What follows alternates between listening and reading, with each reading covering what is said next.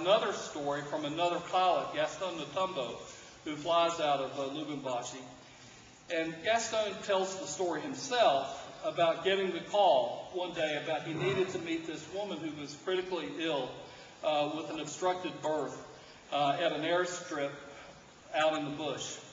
And so he got into the small plane. He's got a couple of planes that fly, and he got into his smaller plane, the one that's really geared to landing on a dirt runway that's filled with potholes and anthills, and flew that up there and was there waiting for them when this woman with this obstructed berth showed up. And there's a picture of her that he also used when he tells the story. And here's this woman who's on the back of the bicycle ambulance. It's a bicycle, and behind the seat there are some boards that have been attached to the frame of the bicycle. And she is laying on this bicycle, kind of propped up in a kind of a semi-recumbent position.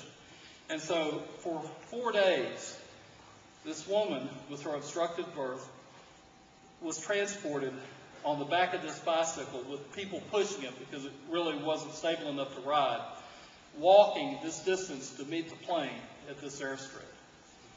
And Gaston tells a story about how they loaded her into the plane, that he knew instantly from looking at her that this was a very iffy proposition. And by the time they got her loaded into the plane and ready to go, she died. Now, her baby that was still partially delivered had died 2 or 3 days before. And so we had this horrible story of a situation that shouldn't be allowed to exist anywhere in the world, not as a matter of everyday experience.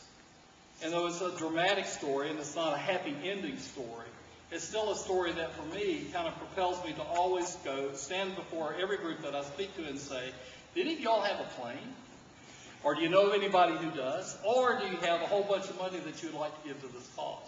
So that has nothing to do with why you're here, but it has something to do with why I'm here. So thank you for letting me tell that story and beg you for putting out your feelers. I can't believe that there's not somebody who doesn't want to give a plane or two that we can take and sell or strip for parts, ship to Africa, and put it to good use, helping people have good lives or better lives.